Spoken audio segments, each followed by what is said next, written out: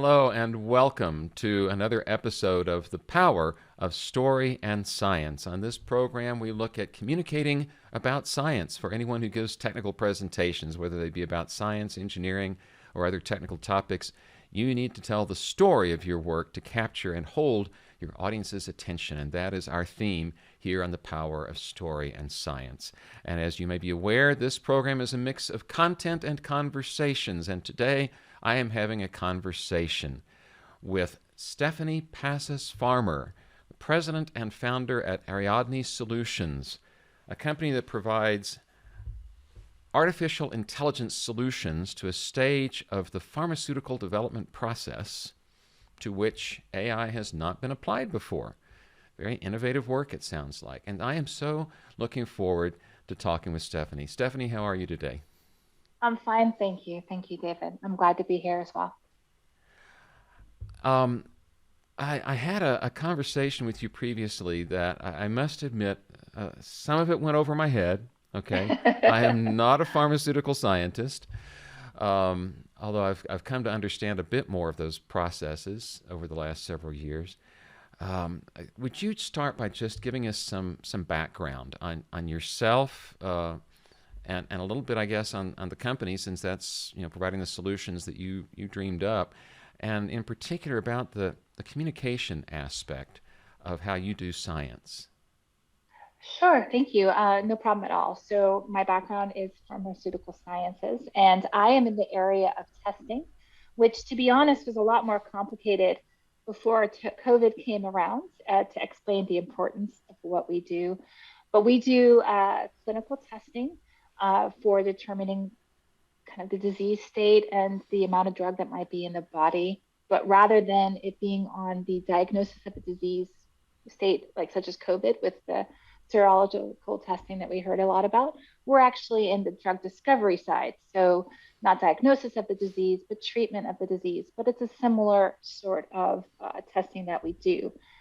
And this is key in drug development in the various different stages before it actually gets approved as a drug. And it's also important after, just called pharmacovigilance, watching and making sure everyone's safe and treated appropriately, and that they're not actually made more sick by the drug that's being applied and actually is doing what it needs to do. So that's generally what someone like myself does, working in the lab or as running a lab as well.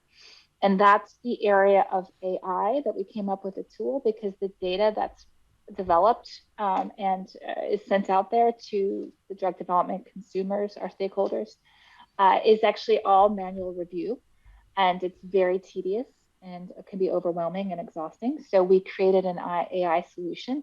It's called human augmented intelligence, to not take the human out of the review process, but provide them a tool so that they could spend more time solving the problems, not just finding them. So that's what the solution is. More time solving the problems. So you want the humans to spend more time solving the problems and less of the time on the tedious work of Exactly. discovering Of what might finding. be inconsistencies in the data or something like that. Yes, exactly. Exactly. Because we're human and we'll miss things. But let's give the exhaustive task back to the computer and have it flag things so that way, as a human, we can understand the impact. Because right now with AI, it doesn't have the ability to assign impact. I use my cup of water, like a computer can tell you it's standing up, a computer can tell you on its side, but a computer can't tell you that if the cap is off, all this water is going to spill out. That's the context that a human will provide. The context that a human will provide. Okay. All right. This Mm-hmm. is it's scaring me that this is actually making some sense to me. I'm glad to help, but that's the impact of the issues that our software will help find in the testing parameters. And it also helps with efficiencies, and it'll help get drugs hopefully to market faster because you find things beforehand, before they become an issue, and not after the fact. And so all those different things that will add to getting drugs to market faster and hopefully more effective and at a lower cost to the consumer as well, so the developer. Get better drugs to the market faster. Hopefully, Better for that's what our the goal is. provider, better for the patients who ultimately take them. right? Exactly. Okay. Hmm.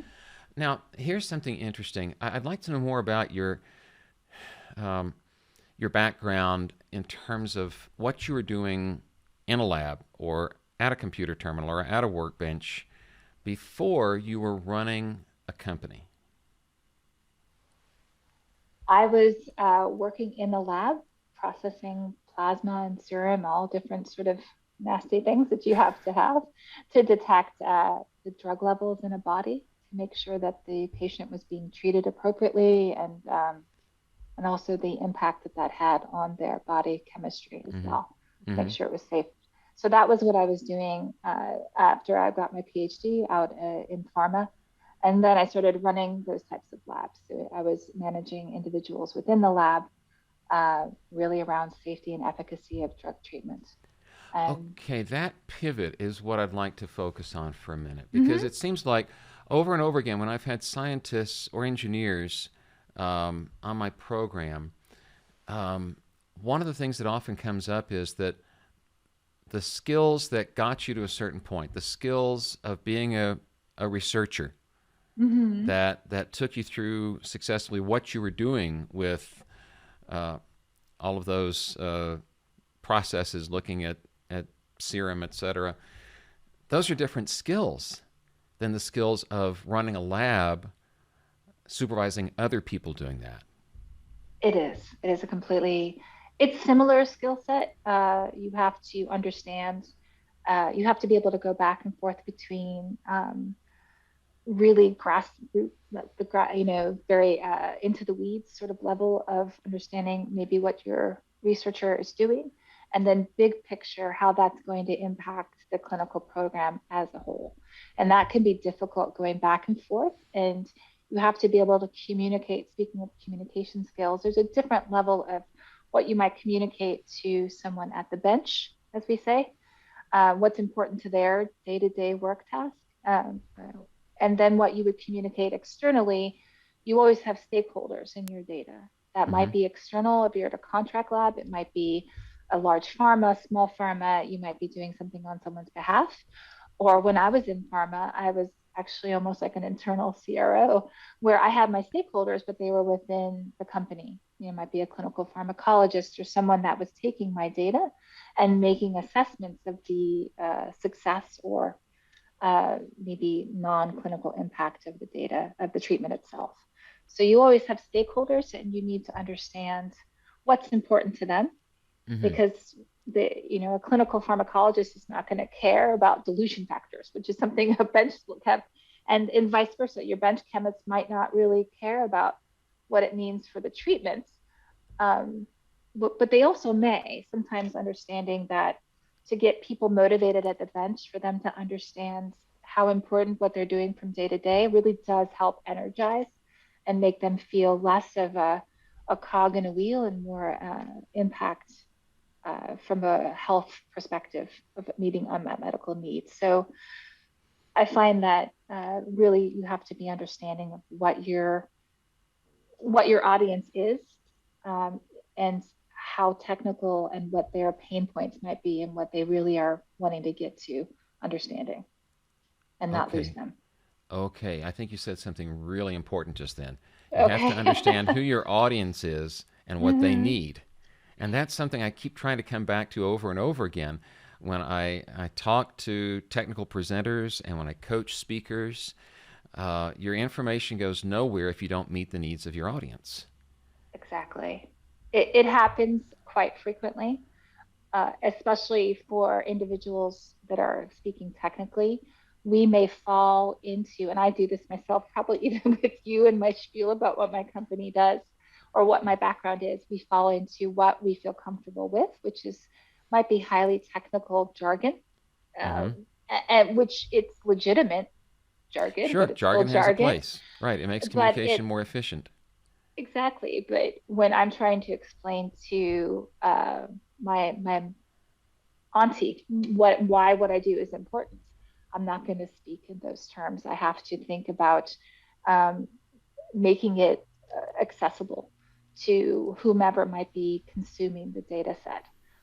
So I really do try to put myself in the mindset as much as I can of the one that's consuming the data so that I get to the information that they want to as quickly as possible, so that there's not this, and then revisit any additional questions that they might have later on as the conversation goes on.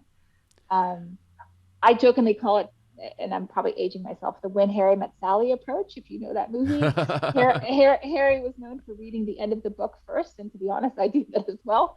So you really want to get to the end as soon as possible, so they know how, whether or not it's successful or not, and then walk them through the various things that you investigated. I find that by them knowing the answer up front and then walking them through, there's less anticipation and more of a conversation. That's Less my approach anticipation, more of a personally. conversation. Okay. Mm-hmm. Okay. Um, do you remember a time when it suddenly became clear to you that you needed a different way to communicate as you were moving from being on the bench to being a supervisor, a manager, a company founder?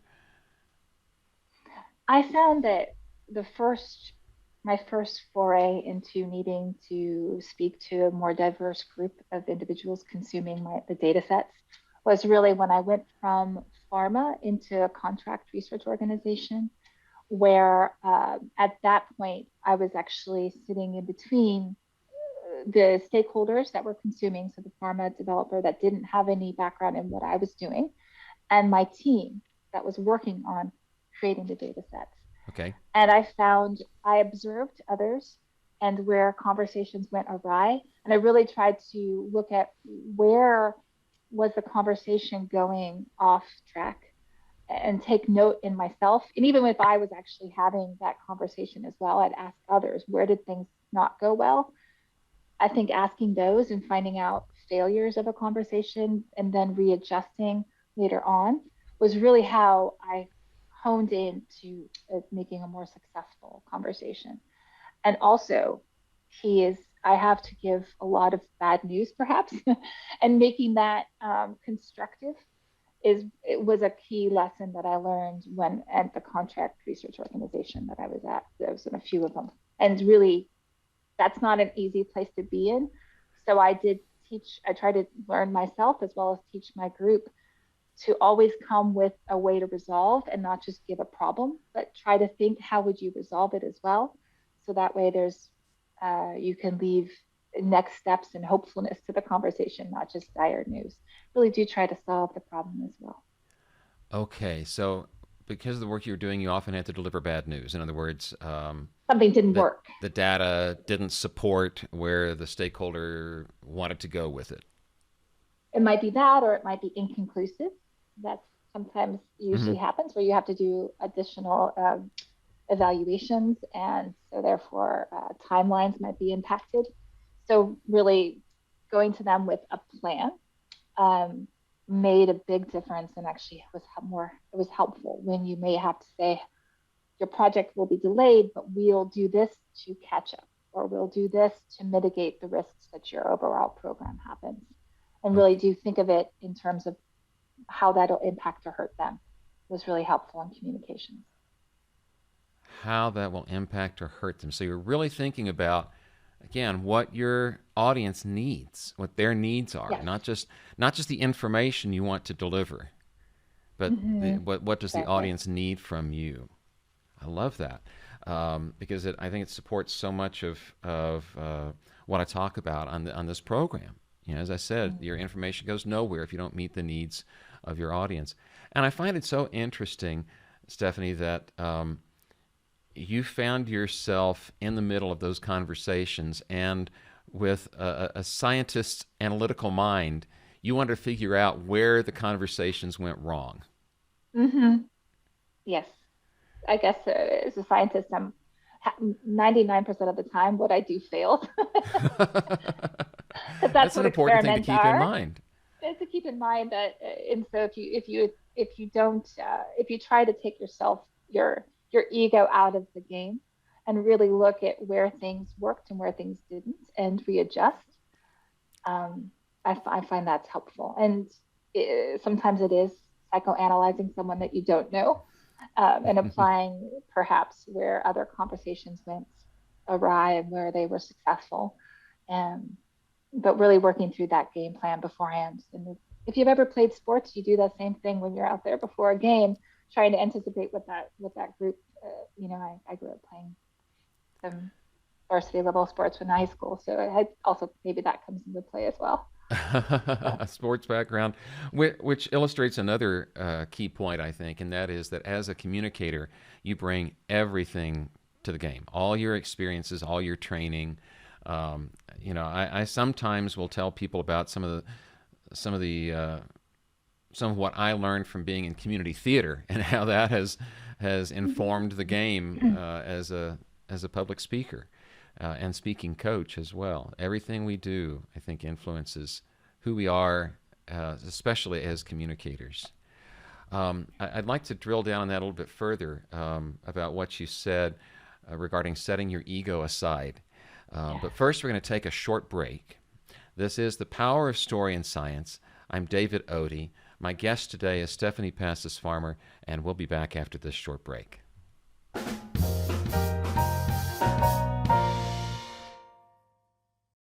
You are a knowledgeable expert, and you want your expertise to make a difference to your audience, but you can't see them and gauge their reactions.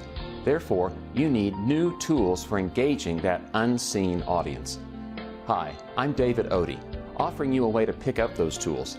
In my new self-paced online course, you will discover 3 ways to improve your story, 1 fascinating tool for hooking your audience's attention, and 8 details in your physical environment that will set you apart from other virtual presenters. Today's technical presentations are going virtual, and that means you can reach a wider audience as long as you understand how to serve that audience. So join me for the online course, Own the Virtual Stage. Confidently connect with an unseen audience. Just go to ownthevirtualstage.com for details.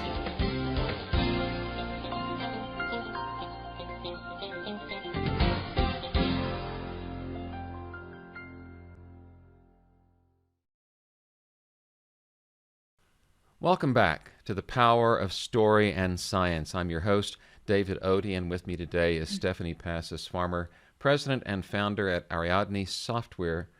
No, I got that wrong, didn't I? No, it's Ariadne Software. Oh, I wanted to say Ariadne Solutions. I must have seen that somewhere else. Ariadne It's Software.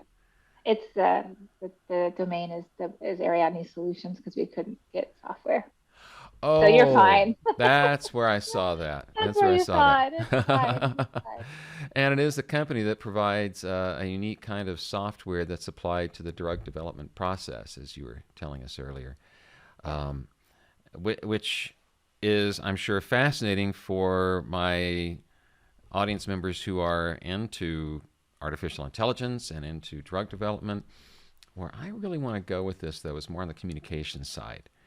Understood. You talked about having to set your ego aside when it came to being a scientist, where over 90% of the experiments you run fail, and yet you still have to come to your stakeholders with some kind of solution.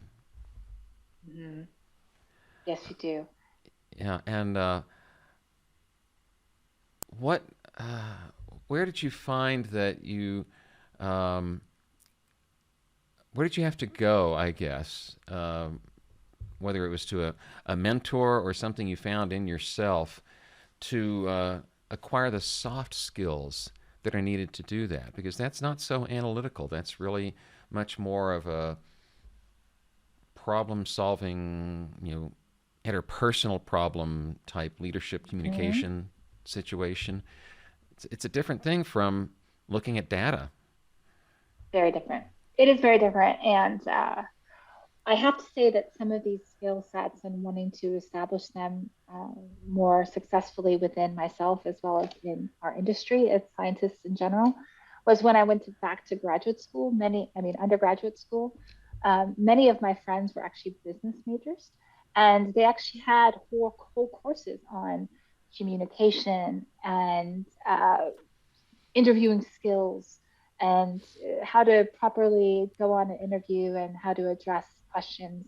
when there might be more critical nature.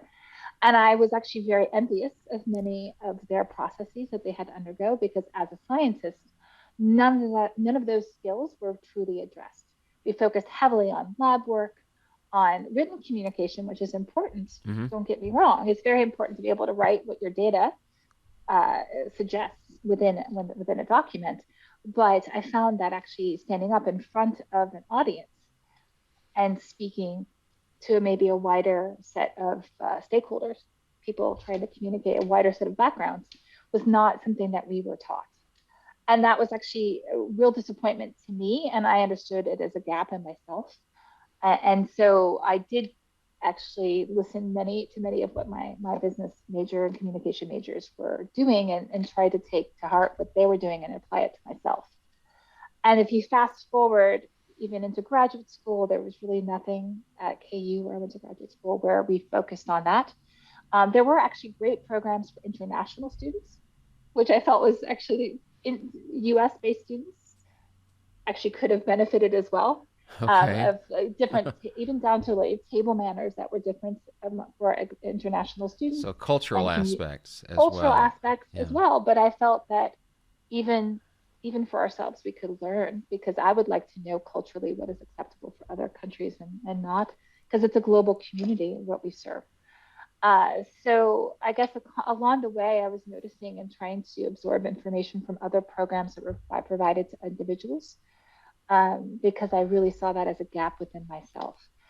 So what then I also did is I went back to my undergraduate and we actually started a Women in Science professional development program back in 2016 to help actually address those issues. We now actually have a yearly process for a yearly program for the juniors and seniors to actually sit down and do mock interviews and to look at your CV versus resume because it depends on whether or not you're going to academic or graduate school or going into job and really working with the students there and providing that service for them and that chance for them to have mentorship and to understand how an interview would go. And so we actually established that to help with the communication and soft skills. So you actually went back to your school and helped Yes, I them did. establish this program for undergraduates, upper level undergraduates, Yes, um, yes, we did. to build their communication skills. Mm-hmm. Tell me more about that. I'd love to hear more about that program and what it's accomplished for Um, those students. so what it accomplished is it's actually a yearly program in January. So right before people are starting to go on job interviews, there's also a career fair that happens. So it's before that to get their resume or CV, depending on what they need, and do mock interviews. And it was a great process to understand and to work with. I went to an all women's college, so it's the women on campus to understand how they would negotiate a salary, something like that, or how they would Mm-hmm. actually answer questions and understand their own. We even did a Myers Briggs evaluation of whether or not they're introverted, extroverted, how they consume social interactions, and how perhaps they might help identify how others would need to be approached and communicated with. So it was a great program. We meet. I actually haven't been involved in the last year and a half because of COVID as well as my own schedule. But 2016 to 2019, we do yearly meetups and we sit down for a day on Saturday. And we had a small college and we had 60 people in the room on a Saturday, which is Wow. right. It was for all day. So they also wanted as well, which was great. And so we have mock interviews, as I said. We have usually speakers that will address various different approaches for communication scientifically, as well as just how to sell your own yourself, because that's what an interview is, to advocate yourself to whoever might be on the other side of the table. Right. And You got to be an and advocate for science, yourself. yeah, and to be an advocate up for yourself, and also to understand that no one else will advocate for you. So how do you advocate, but without stretching the truth, Right. but with just relaying yourself and understanding once again what the need is for that you're applying the position for, and then how your skill set could fit into that. How wonderful that you were able to help get that program going. It Yeah, sounds like it's we even been got a fund going as well. That was great. We set up a fund, so it should be able to be continued on into the future as well. And so you saw a need there that you felt was not addressed for you as an undergraduate, because you noticed your friends who were business majors getting instruction in communication and giving presentations and interview skills and things of that sort. And I'm sure with a busy schedule of scientific classes and lab courses, that just wasn't something that could be worked into your program. And yet you found a way to do this at a specific time of year that benefits those people before they're hitting the job fairs and the interview cycles. Yes, yes. So when I went back to meet with my mentor that was there when I graduated, and we brought on other women that were interested in helping, and now it's this large community that service the girls that are there, or women, I should say. Yes. All right. Um, uh, Interesting. How interesting. And I picked up on what you just said because I have three daughters. I grew up with sisters, raised daughters, so we have that in common, don't we? Yes. In fact, two of them have pursued more of a scientific interest in their education. One, in fact, just graduated from nursing school. So I appreciate the efforts that go into not just making STEM, science, technology, engineering, and math, accessible to a more broadly based cross-section of humanity, but also really encouraging people to go in that direction and helping them see that there's more involved than purely analytical skills. That the communication, the soft skills, that's all a huge part of it, isn't it? It is. It is. Communication. Also, sometimes you have to communicate and get people on your side, right? Try to convert them to what you're thinking. Right. And so by thinking, putting yourself in their shoes, really helps break down some of the barriers, because then you're also validating their opinion. You might think differently, but you're validating their opinion and their place, and then trying to meet somewhere else that is best for both opinions, hopefully. And that had to be, I would imagine, a particular challenge when you were starting your own company. I mean, you had to communicate about a need that you saw that was not being met, and a business opportunity that was presented by that need, and get people on your side. And how was that different from communicating about a set of data to a stakeholder? I mean, the stakeholders are different at that point. They may be different, or they may be the same. Really, what was key to what we still struggle with actually is that we're taking a manual process and trying to convert it and provide a tool for someone. And there is the fear that this person will now become obsolete because you're giving them a tool. And it is key to emphasize, even when I was introducing the product, it's human augmented intelligent. We're not taking the human out of it. We're providing you a tool, because the computer can only point out so much, and we still need humans to understand impact. But to also work it into an area that before there were no tools available, still are none in many ways, but people believe that other things are providing them the same oversight, which it's not. And so trying to point out areas that are gaps to individuals that might have a fear response when you actually are pointing out gaps, and trying to not be associated with that fear response, which is a negative response, and trying to hopefully be a part of the resolution. So that was where we really focus a lot of our communication, is trying to be a help, not point out people's flaws, but point out how we can help make things easier for individuals. Okay. So that was hard. So you were taking a process that is subject to human error. Yes. And without trying to point fingers at the humans involved, saying, it's hard. We can give you a tool that will help you do a better job with less tedium. Yes, less tedium. Yeah. Hmm. Okay. There was a time in my career, and I've talked about this before on the show, so I won't elaborate on it, when I was placed in charge of a training program. And Hmm. as a bunch of engineers, we thought, oh, we just need to throw information at people about how this technology works. And that approach Hmm. didn't work No, it until doesn't. I spent more time with people whose jobs were about to be changed by this technology on which we were providing the training. And I realized they were fearful.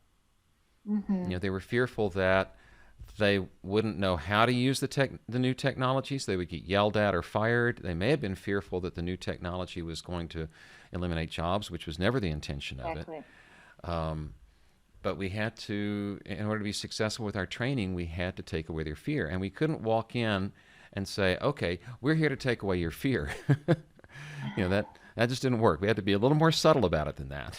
Hmm.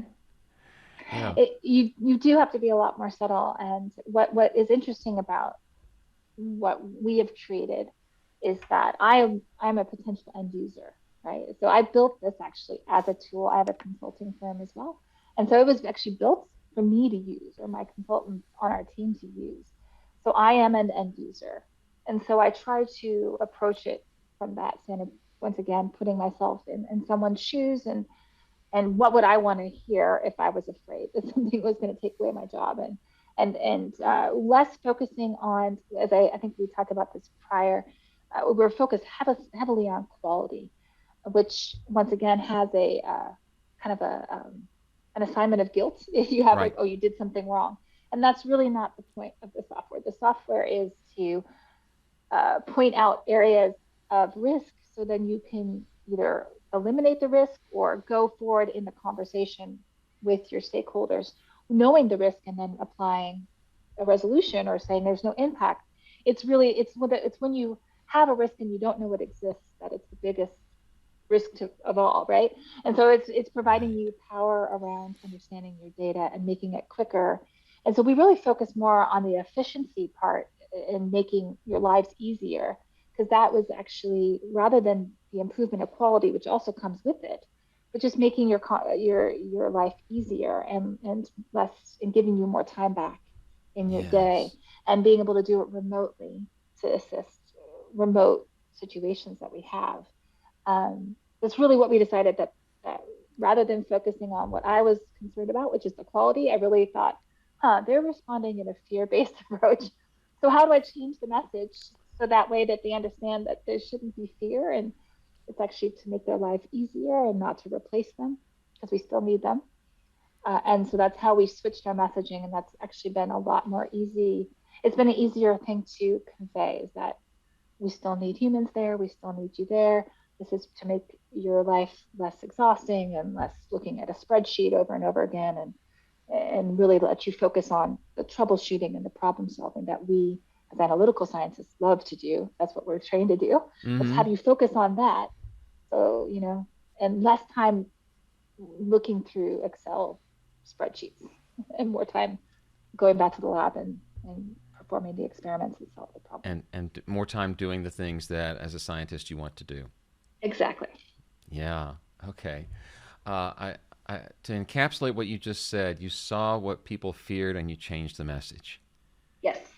Yes. That is so powerful because, again, it comes back to communicating based on the needs of your audience. There's so much information you could throw at people, and yet what you saw was we need to change the messaging here because we need to make sure we're not conveying something that indicates we don't think people can do quality work. Mm-hmm. And we need to make sure that people don't think that this tool is going to eliminate their job. Um, so it comes back to it's not about the science so much as about the messaging and about understanding the needs of the people you're talking to. Exactly. Your information goes nowhere if you don't meet the needs of your audience. You just provided such a Exactly. brilliant illustration of that. Thank you. It's been such a Thank you. pleasure talking with you, having you on the show today. It's been a pleasure being here and talking to you as well. So, if someone wanted to follow up with you and find out more about the solutions that your company provides, where would they go? Well, there's a few ways to reach us. There's our website. We have a contact us page. and it's www.ariadnesolutions.com. They're also more than welcome to email me directly at my email address, which is spfarmer@ariadnesolutions.com. At ariadnesolutions.com. Yes, exactly. And real quickly, Ariadne, because she was the one who. Oh yeah, so I'm part Greek, and so Ariadne is the Greek goddess of mazes. Mazes. And so yes, so our data can feel like a maze. And so she gave a piece of magical red thread that would weave your way and find their way out of a maze. So the company is called Ariadne, and the software itself is called Red Thread. It's meant to help you weave your way through and out of the maze. And the software is called Red Thread. That's brilliant. I love that tie-in. Thank you. Well, thank you again for being on the show. And if someone wants to follow up with me with any questions or comments or suggestions for future guests, you can go to the homepage of this program by simply going to www.storyandscience.com. And as you browse that website, you'll find buttons that say schedule consultation, which is an easy way to get on my calendar for a 15-minute conversation about this program or whatever you find interesting to talk about. I always love hearing from my audience members. Stephanie, thank you again for being on the show. And thank you to everyone who is a part of the Story and Science community.